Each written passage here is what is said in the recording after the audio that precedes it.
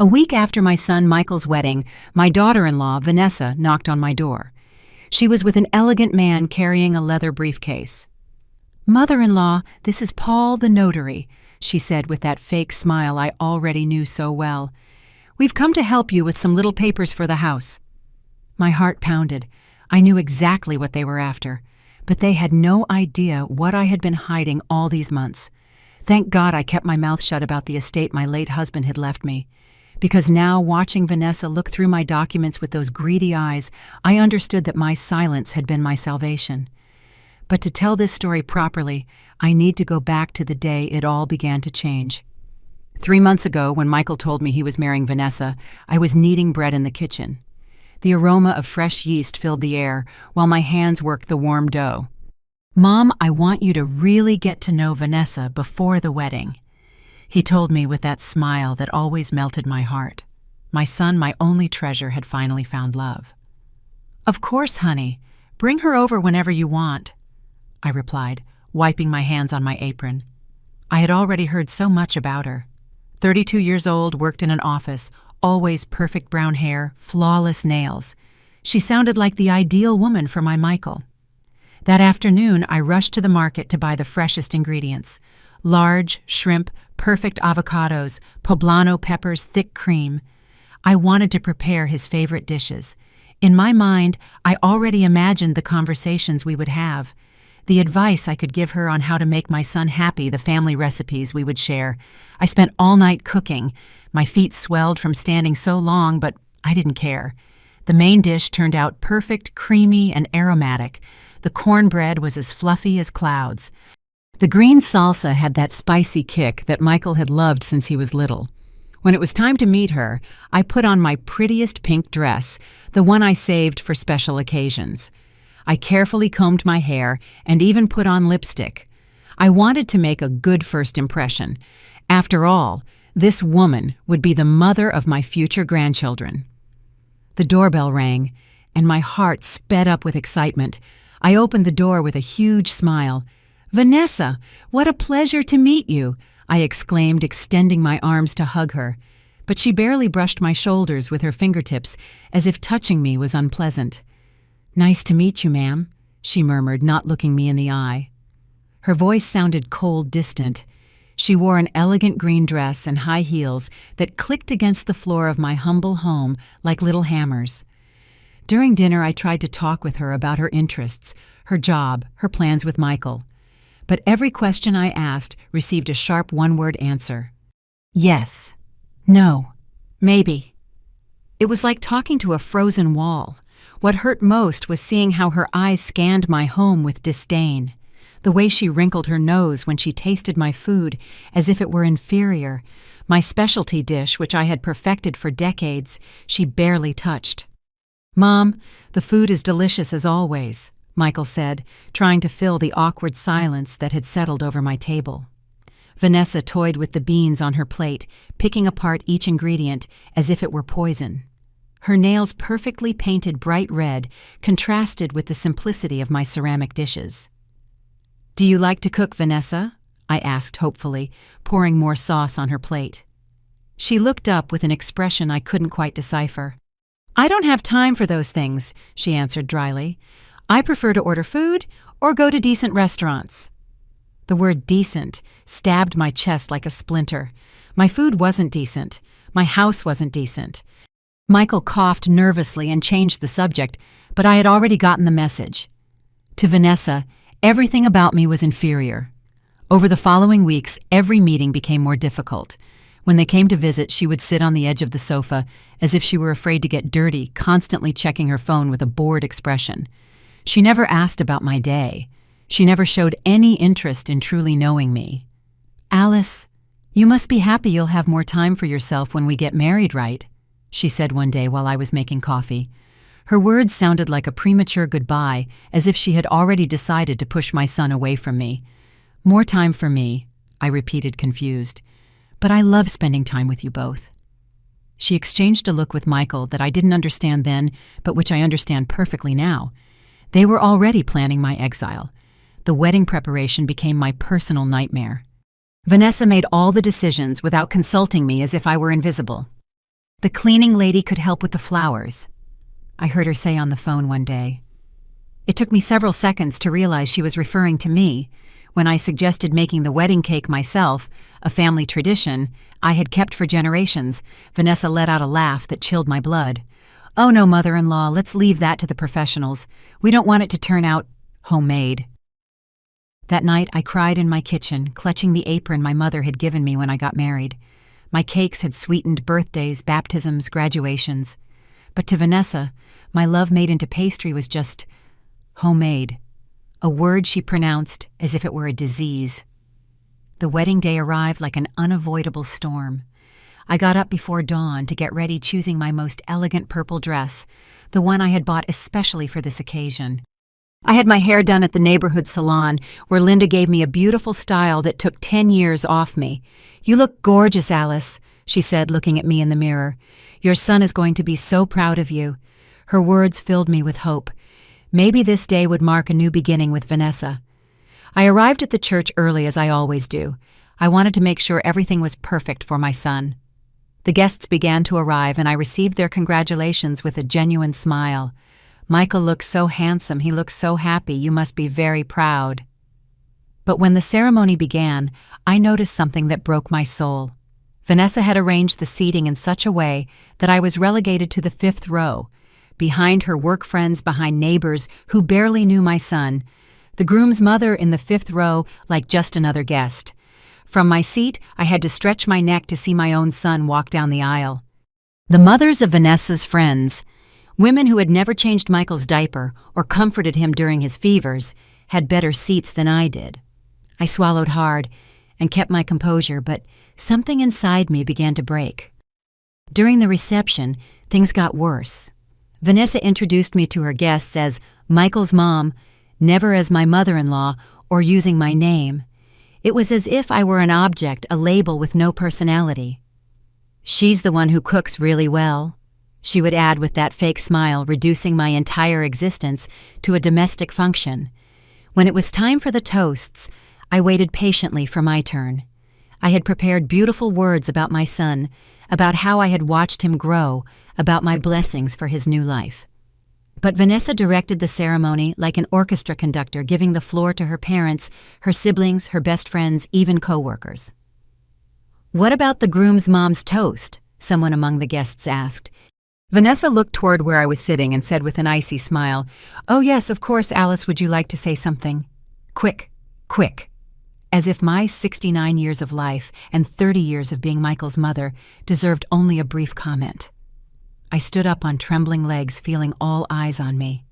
"I want to thank God for this special day," I began, but I had barely spoken the second sentence when Vanessa started clapping, cutting off my speech. The others followed her lead, and my voice was lost in the forced applause. During dinner, they sat me at a table in the back with people I didn't know. Distant relatives of Vanessa who talked among themselves as if I didn't exist. From there, I watched my son laughing with his new political family, completely absorbed in his new life, while I chewed on chicken that tasted like cardboard. When the dancing started, Michael danced first with Vanessa, then with her mother, then with her sisters. I waited sitting, adjusting my dress over and over, making sure my smile didn't fade.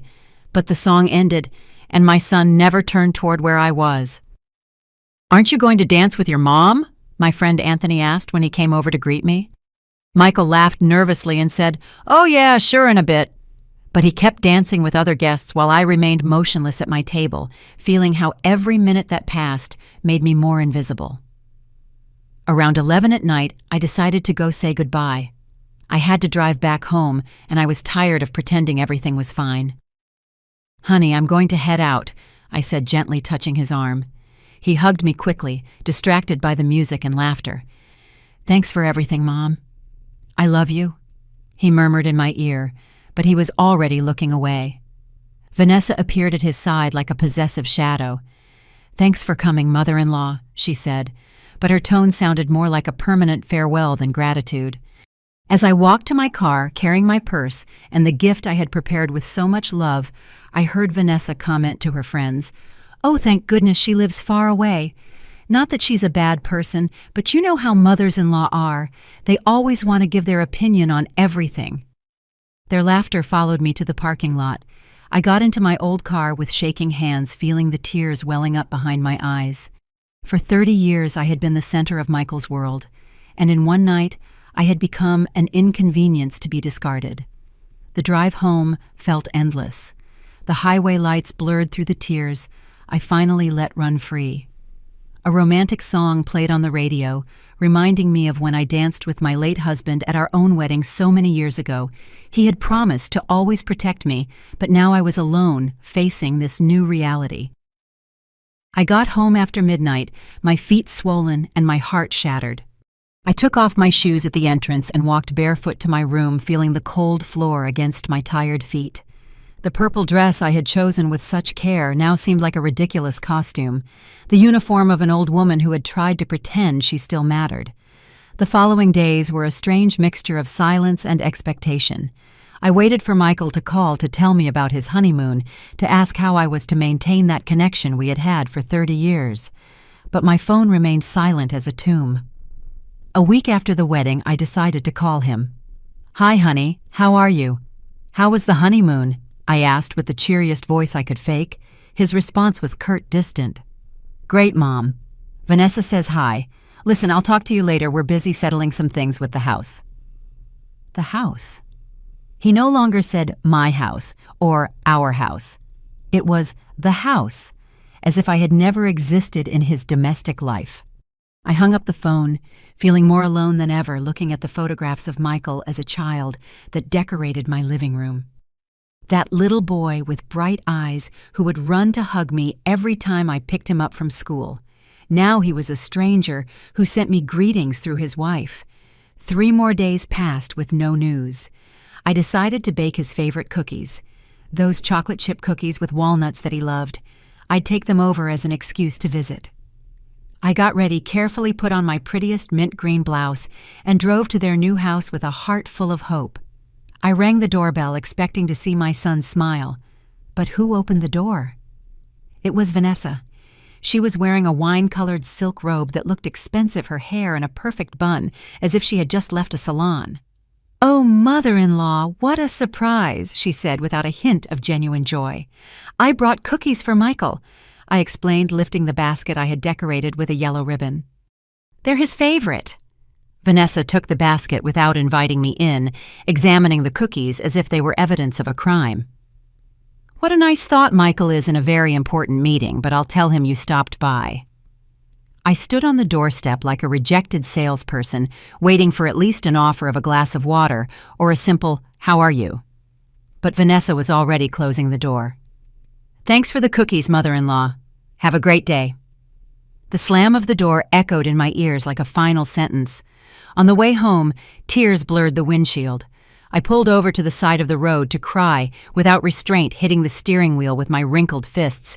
How had it come to this? How had I allowed that woman to snatch my son away from me so easily? That night, while eating dinner alone in front of the TV, I remembered something my late husband had told me shortly before he died. "Alice, if anything happens to me, don't let anyone walk all over you. You are stronger than you think, and you have more than you imagine." At the time, I didn't fully understand his words, but now they were starting to make sense. The next day, I decided to do something I hadn't done in months. I reviewed the documents my husband had left me. I took the safe box from the closet, the one that held our most important papers, and began to organize them. Birth certificates, marriage certificates, the deed to the house insurance policies. It was then that I found the envelope that would change everything. Inside was the deed to a property I had completely forgotten about, a 500-acre estate that my husband had inherited from his uncle and which was now completely mine. The legal document was clear and indisputable. I was the sole owner of one of the most prosperous estates in the region. My heart raced as I read the details. The property included farmland, livestock, a 5-bedroom main house, and 3 employee houses. The estimated value in the most recent appraisal was enough to live comfortably for the rest of my life and leave a considerable inheritance. But the most important thing wasn't the money, it was the power. the power to decide my own destiny, to not depend on anyone, to not have to beg for affection or accept crumbs of attention. For the first time in weeks, I smiled genuinely. I put the documents in a safe place and made a decision. I wouldn't tell anyone about this inheritance, not Michael, and certainly not Vanessa. My instinct told me this would be my ace in the hole, my salvation when the right time came. That same week, my instinct proved to be sharper than I imagined. Vanessa started calling me with suspicious frequency. But not to ask how I was or to invite me to dinner. Her calls had a very specific purpose: to get information about my properties and my finances. "Mother-in-law Michael and I were thinking that maybe you'd be more comfortable in a smaller place," she said during one of those seemingly casual conversations. "This house must be a lot of responsibility for a person your age. Haven't you thought about selling it and moving to a more manageable apartment?" Her words sent a chill down my spine. The subtlety with which she suggested I get rid of my home was terrifying. "No, dear, I'm very comfortable here," I replied, maintaining a sweet tone. "This house holds many beautiful memories." "Yes, of course, but think about it. With the money from the sale, you could afford some luxuries, maybe travel, and we could help you manage that money so it stretches further."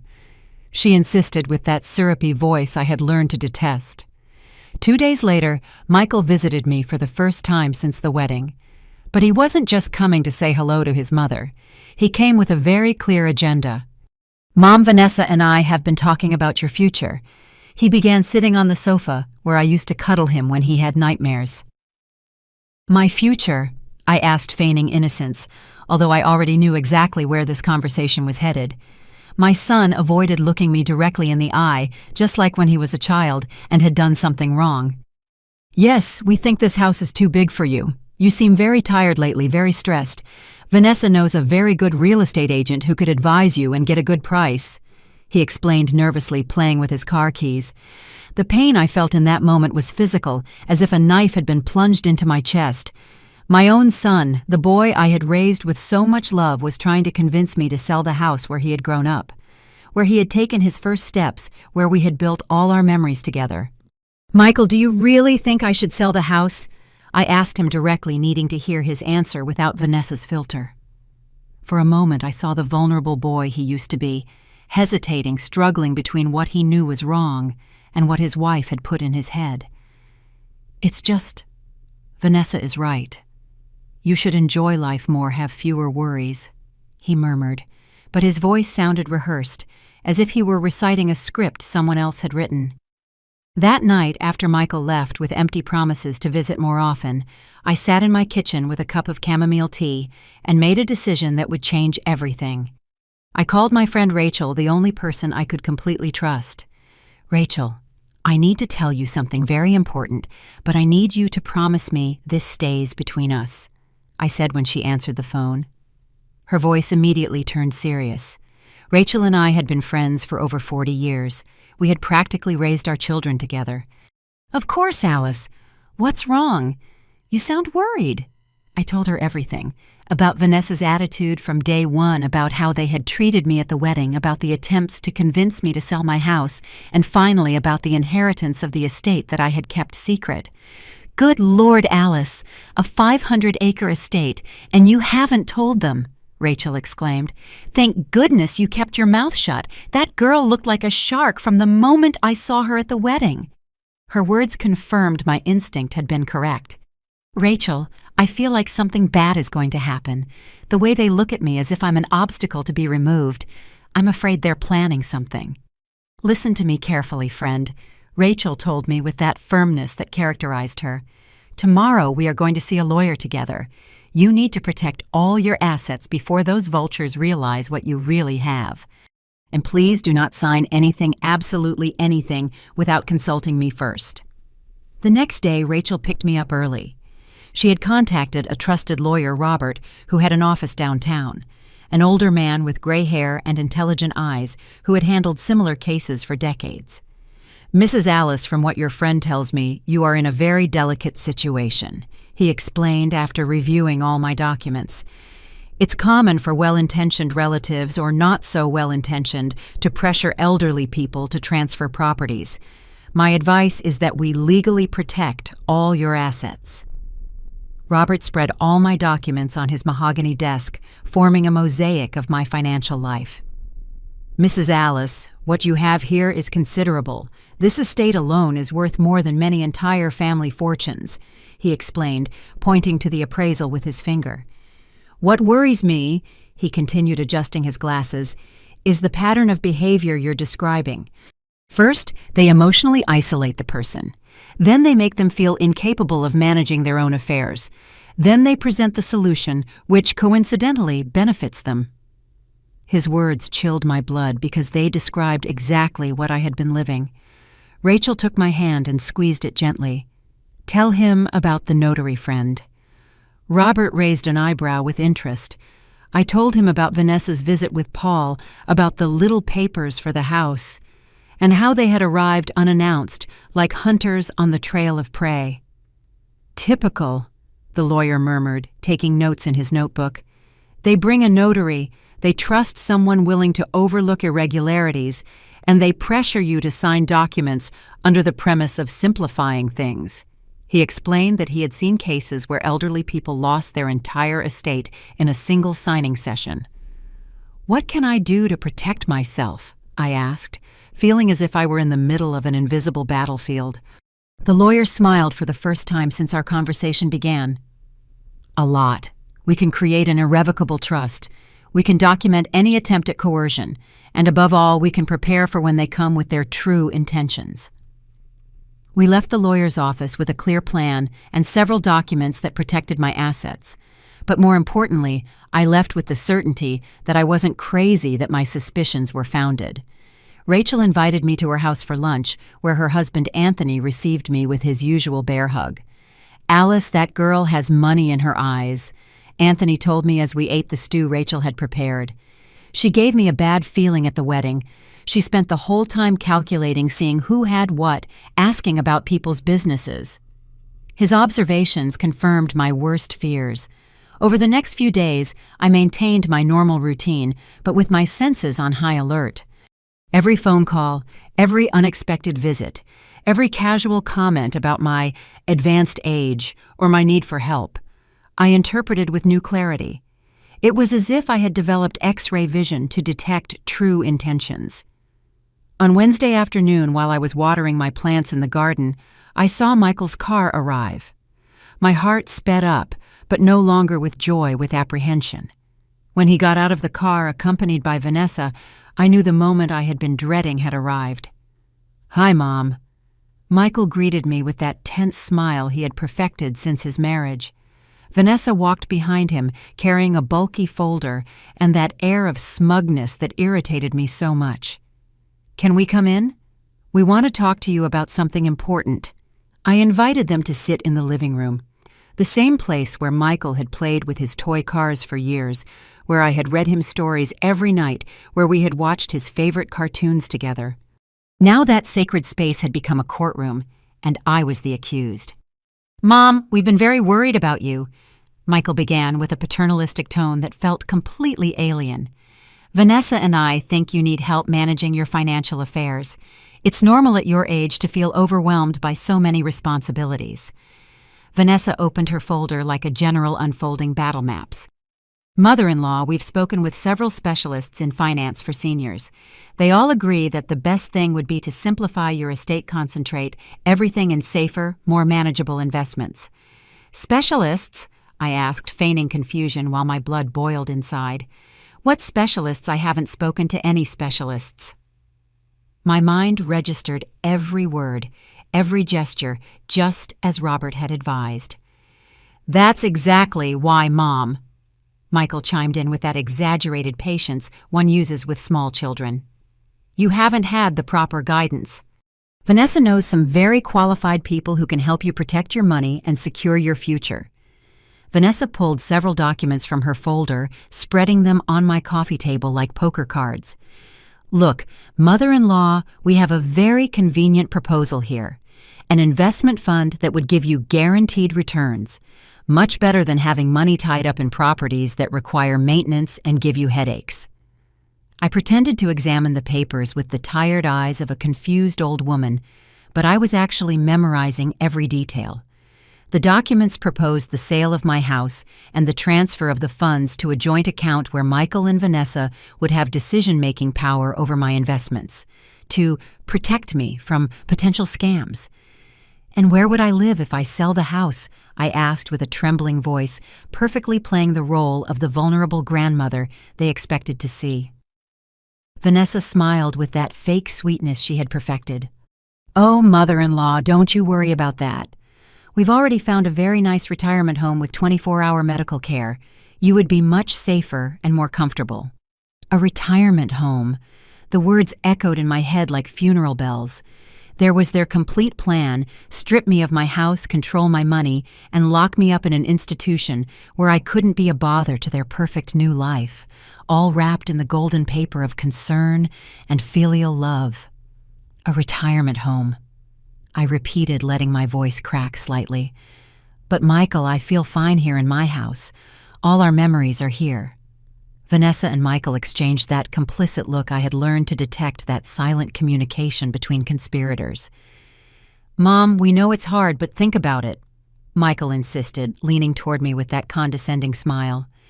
"In the home, you'd have company activities, medical attention, and we could visit you whenever we wanted without worrying about your safety." Whenever they wanted. Not every day, not regularly, but when it was convenient for them, like visiting a pet in a kennel. I felt a rage so intense that I had to concentrate on maintaining my performance of a helpless old woman. "Besides," Vanessa added, pulling more papers from her infinite folder, "we've calculated that with the sale of this house and some smart investments, you could live very comfortably without worrying about anything. We would take care of all the paperwork and financial decisions." There it was, the final trap. They would control my money while I vegetated in an asylum, waiting for their sporadic visits and being grateful for the crumbs of attention they gave me. It was a brilliantly cruel plan, executed with the precision of financial surgeons. "And what if I don't want to sell the house?" I asked in a small voice, as if the idea had just occurred to me. Vanessa sighed theatrically, like a patient teacher explaining math to a slow child. "Mother-in-law, we understand it's hard to accept, but at your age it's not safe to live alone in such a big house. What if you fall and there's no one to help you? Or if someone takes advantage of your kindness and scams you?" She argued with that seemingly irrefutable logic. The irony of her words would have made me laugh if I wasn't so furious. She, who was trying to scam me at that very moment, was warning me about potential scammers. The audacity was astonishing. "I need time to think about it," I murmured, rubbing my temples as if I had a headache. "It's a lot to process at once." Michael stood up and gave me a hug that felt more like the kiss of Judas than a gesture of affection. "Of course, Mom. Take all the time you need. But not too long, okay?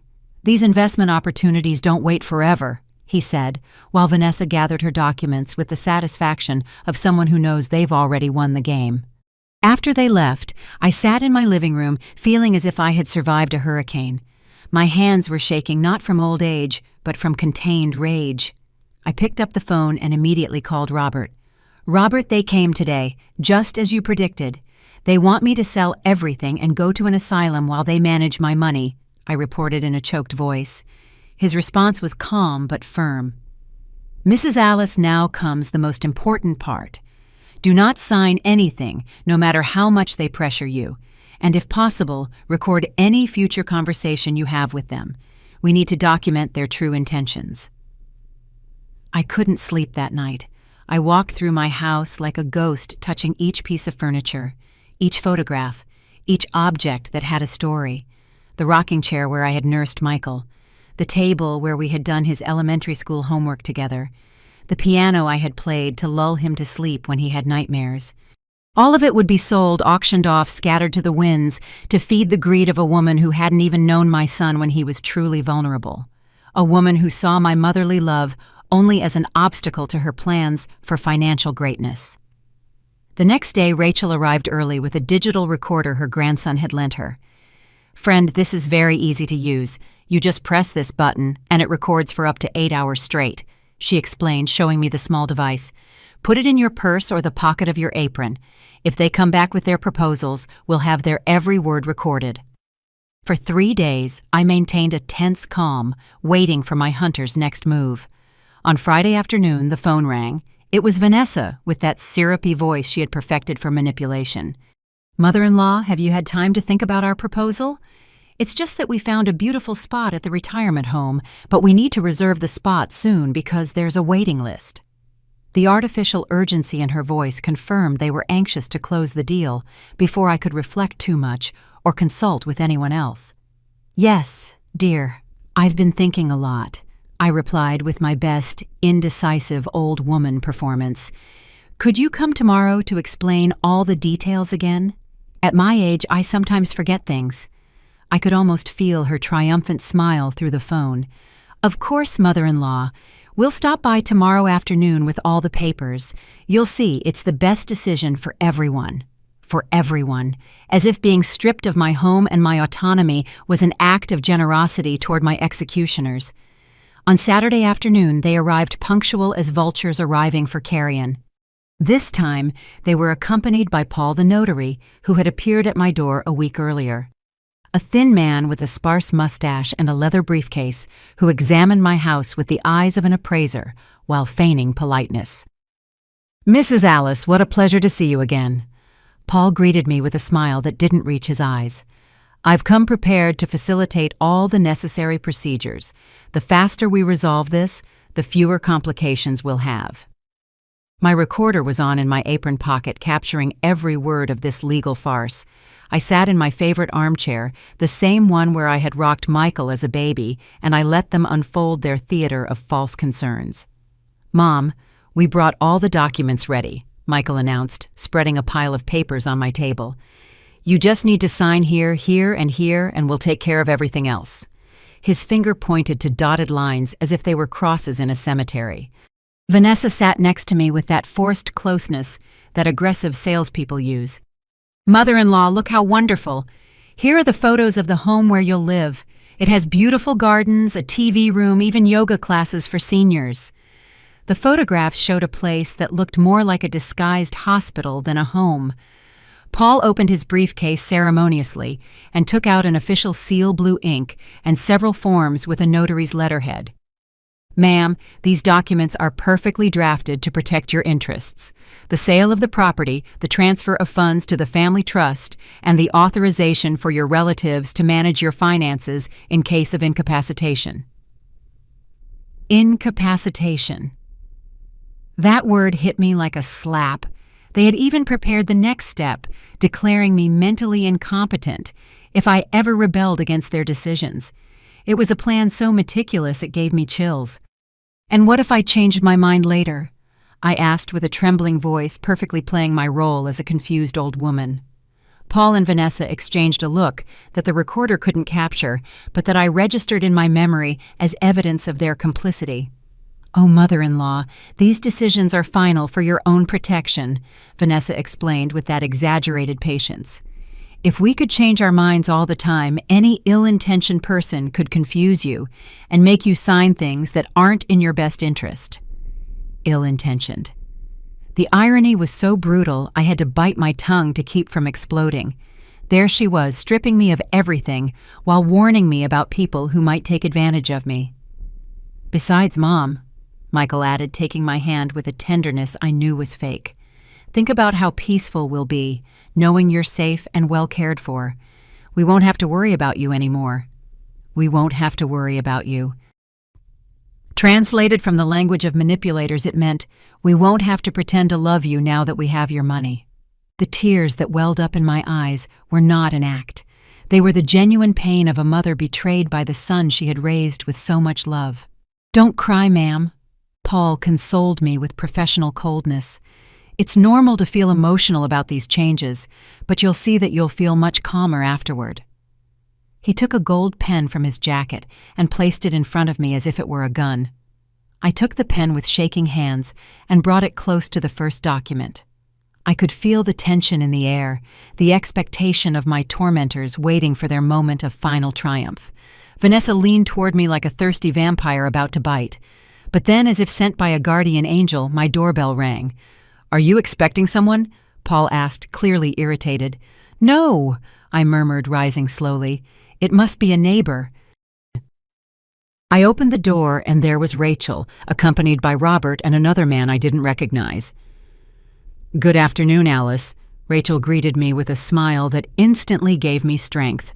"I hope we're not interrupting." "Not at all," I replied, feeling as if the cavalry had just arrived. "Please come in." Robert entered with that authoritative presence that only experienced lawyers have, and the unknown man followed him, carrying a professional video camera. Michael turned pale when he saw the newcomers. Vanessa tried to quickly gather the documents, but Paul froze like a statue of salt. "What's going on here, Mom?" my son asked with a nervous voice. "Good afternoon, everyone," Robert said with professional courtesy. "I am Mrs. Alice's attorney. I'm so glad I arrived just in time to supervise this important legal transaction. I imagine all the documents are in perfect order and that my client has had sufficient time to review them with independent legal counsel." The silence that followed was so thick you could cut it with a knife.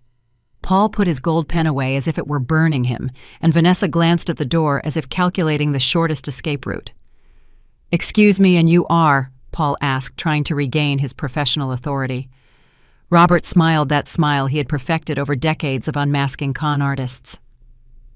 "Robert Mendoza, attorney specializing in asset protection for seniors, and this is Mr. Anthony Herrera from the District Attorney's Office Elder Abuse Division.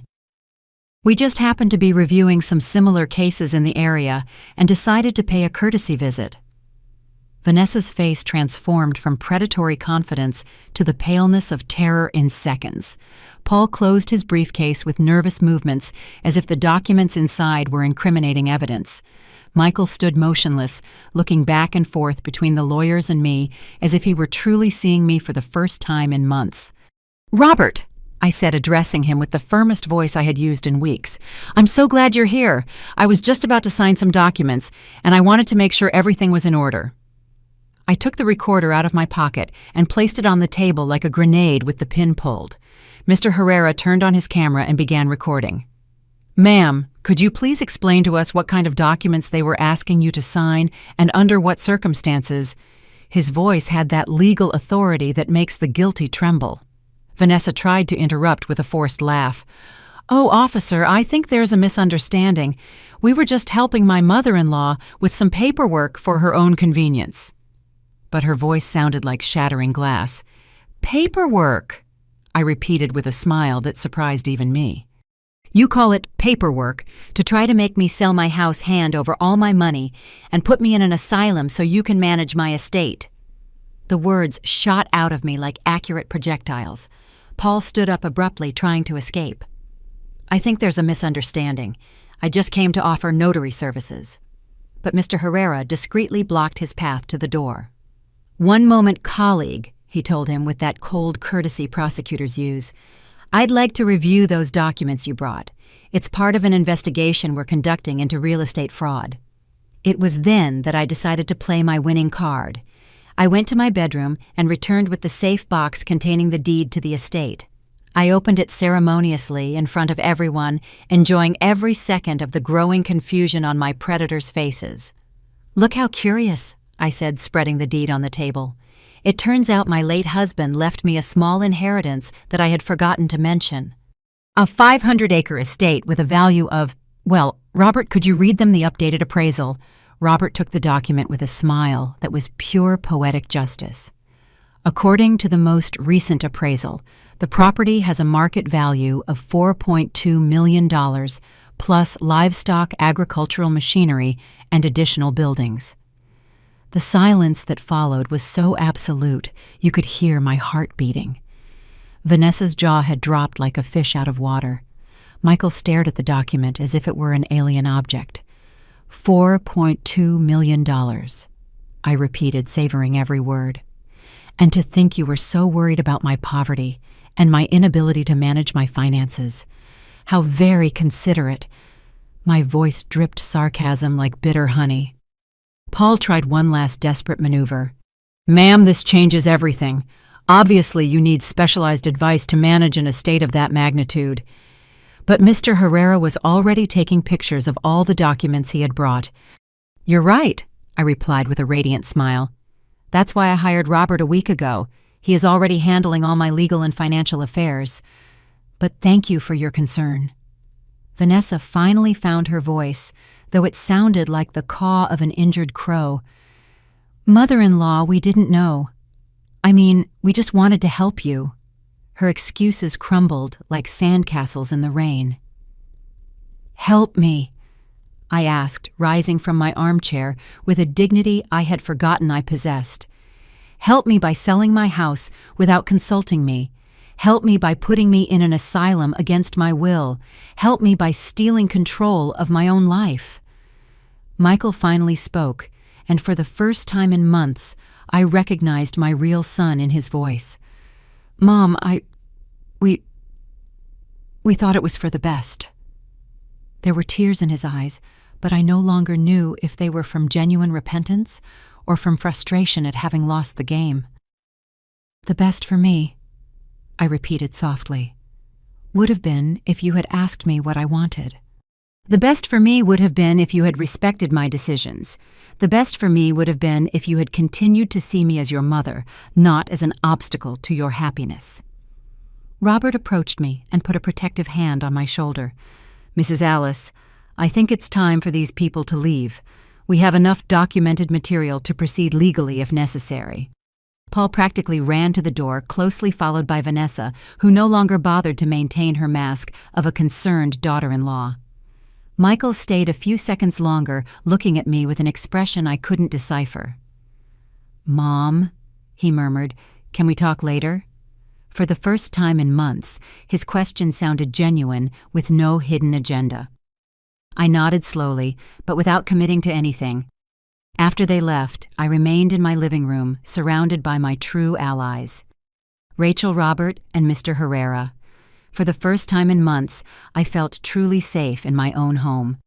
3 months later, I am sitting on the porch of my estate, watching the sunset paint the sky orange over my lands.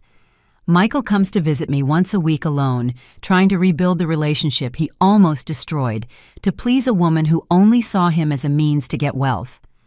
Vanessa tried to contact me several times, but her calls go straight to voicemail. They say she divorced Michael when she realized I wasn't the poor, helpless widow she had imagined. Now I help advise other elderly women facing similar situations. My house has become a refuge where they can come to tell their stories and receive free legal advice. Because I learned that silence can be golden, but raising your voice at the right time can be diamond. At 69, I finally understood my husband's last words. I had more than I imagined, and I was stronger than I believed. 6 months after that afternoon that changed my life forever, I find myself sitting on the terrace of my estate with a steaming cup of coffee in my hands.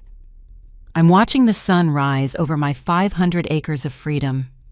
The aroma of freshly ground coffee mixes with the scent of the orange blossoms I planted last week, creating a symphony of smells that reminds me every morning why it was worth fighting. The main house of the estate has become something I never imagined, a sanctuary for women like me. Every week I receive letters, calls, and visits from ladies who have heard my story and recognize their own nightmare in it. "Mrs. Alice," they tell me with trembling voices, "my daughter-in-law also wants me to sell my house." Or, "My son tells me I can't manage my money anymore." Yesterday, Linda arrived, a 73-year-old widow whose children had managed to get a judge to declare her incompetent to manage her assets. She arrived carrying a small suitcase and the enormous weight of family betrayal. "Mrs. Alice," she told me through tears, "my own children are holding me prisoner in my own home. They take my pension. They don't let me go out alone. They say it's for my own good." I sat her in the same rocking chair where I used to cry in my loneliness. I served her chamomile tea in a fine china cup and told her my full story. I watched her eyes fill with hope for the first time in months. "Can I really regain control of my life?" she asked me with the voice of a lost child finding her way home. "Not only can you," I replied, taking her wrinkled hands in mine, "you have the right to, and you are not alone in this fight." The next day, Robert reviewed her case, and we discovered that the declaration of incompetence had legal irregularities that could be reversed. Linda now smiles every day, and her children have had to return the money they had taken to protect. My story spread like wildfire throughout the region. Journalists have come to interview me. Social workers invite me to give talks, and I have received letters from places as far away as Spain and Argentina. "Your courage inspired me to defend my rights," wrote a lady from Chicago. "Thanks to your example, my family no longer treats me as if I'm invisible." Another thanked me from Buenos Aires. "But not everything has been easy." Michael comes to visit me every Sunday alone, trying to rebuild the bridges his wife dynamited. The first conversations were clumsy, full of awkward silences and apologies that sounded rehearsed. Gradually, I have seen the boy I knew reappear behind the eyes of the man who had allowed me to be betrayed. "Mom," he said 2 weeks ago as we walked among the stables, "I don't know how to apologize for what I did. It was like I was hypnotized, like I couldn't see the obvious." His tears were genuine, and for the first time since his wedding, I recognized my real son.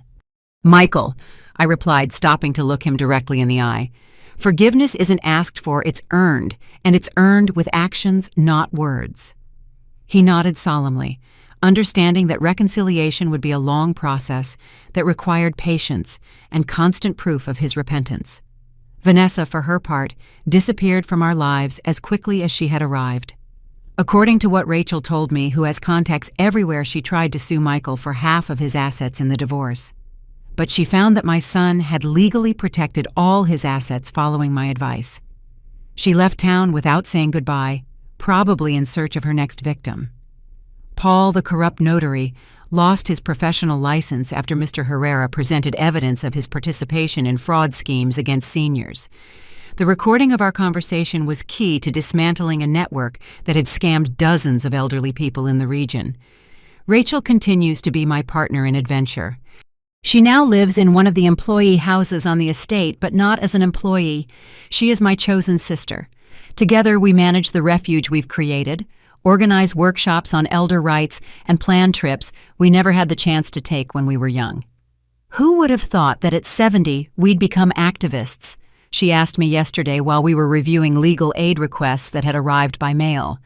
I smiled, remembering the timid woman I was a year ago, the one who settled for crumbs of attention and allowed others to decide her fate.